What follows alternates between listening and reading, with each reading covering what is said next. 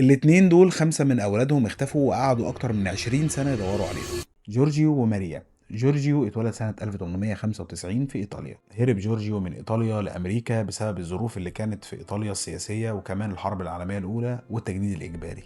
وصل جورجيو في ولاية ويست فيرجينيا في أمريكا وهو مراهق، وكان معاه أخوه شبه وصله للمطار ورجع تاني لإيطاليا. أول ما جورجيو وصل أمريكا اضطر إن هو يغير اسمه لجورج سودر. اشتغل جورجيو شغلانات كتير جدا منها الزراعة ونقل البضائع والأعمال الحرة، ولكن في الأول الدنيا كانت صعبة عليه جدا لأنه ما بيعرفش يتكلم إنجليزي، ولكن بعد سنتين قدر إن هو يفتح شركة نقل خاصة بيه.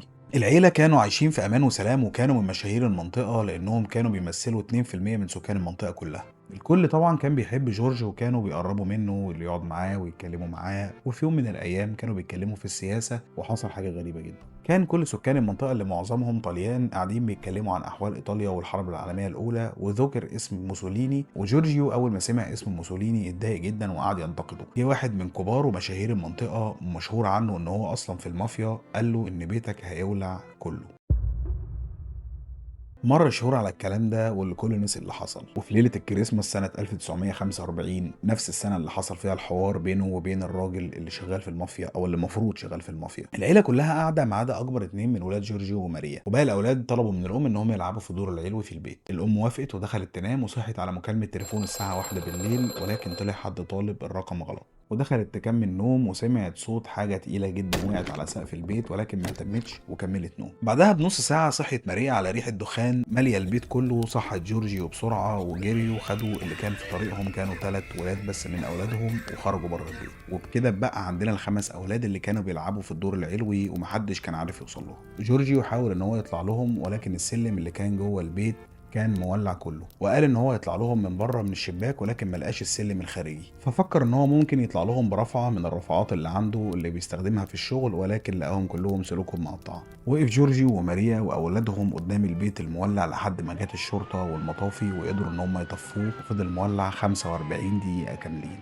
خلاص الحريقه اتطفت وطلعت الشرطه على طول علشان تدور على اي حد عايش او ميت حتى، ولكن ملقوش اي حد ولا حتى عظمه من اي حد فيهم. الشرطة تاني يوم طلعت 5 شهادات وفاة لل5 أطفال اللي كانوا فوق في الدور العلوي، وهم موريس 14 سنة، مارثا 12 سنة، لويس 9 سنين، جيني 8 سنين، وبيتي 5 سنين. جورجيو وماريا ما كانوش مصدقين إن ولادهم ماتوا، مش من الصدمة ولا حاجة، هما ما كانوش مصدقين بالفعل. عشان كده ماريا راحت المحرقة بتاعة الميتين وسألت الموظفين اللي هناك الإنسان بيحتاج وقت قد إيه علشان خاطر يتحرق بالكامل وما يتبقاش منه أي أثر. قالوا لها إن الإنسان بيحتاج من ساعة ونص لساعتين في مكان ضيق على درجة حرارة 1500 علشان يتحول لرماد، وإن مستحيل إن في 45 دقيقة أي حد يتحول لرماد، وهي لو مش مصدقة ممكن تجيب أرنب وتولع فيه لمدة 45 دقيقة هتلاقي إن عظمه سليم زي ما هو.